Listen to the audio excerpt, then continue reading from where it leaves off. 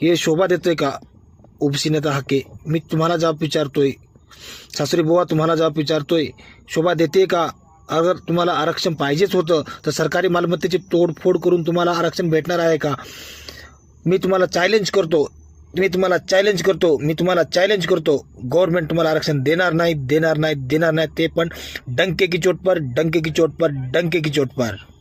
महाराष्ट्रामध्ये मराठ्यांबरोबरच धनगर समाजही आरक्षणासाठी रस्त्यावर उतरलाय. मात्र जालन्यामध्ये धनगर समाजाच्या आंदोलनाला हिंसक वळण लागलं.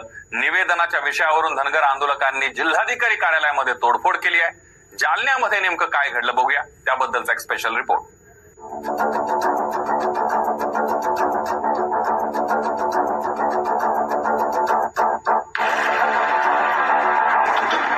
हा जमाव आणि तोडफोड जालन्याच्या जिल्हाधिकारी कार्यालयातली आहे.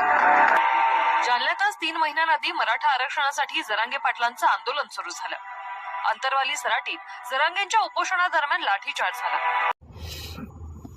बघितलं, 3 महिन्यापूर्वी अंतरवाली सराटी म्हणजेच जालन्यामध्येच जरांगे पाटील मराठा आंदोलक यांनी आपला मोर्चा काढलेला. त्या मोर्चामध्ये पोलिसांनी लाठीचार्ज केलेला. हे आपलं महाराष्ट्र गव्हर्नमेंट आहे. आणि आज 3 महिन्यानंतर ओबीसी नेता हक्के, कोणता हक्के? हगरा हक्के यांच्या नेतृत्वाखाली धनगर समाजाने जालन्यामध्ये धनगर समाजाच्या आरक्षणासाठी आंदोलन सुरू केलं आहे. आणि त्या आंदोलनाच्या चालू असताना एका सरकारी अधिकाऱ्याच्या ऑफिसवरती सरकारी मालमत्तेची तोडफोड करणे,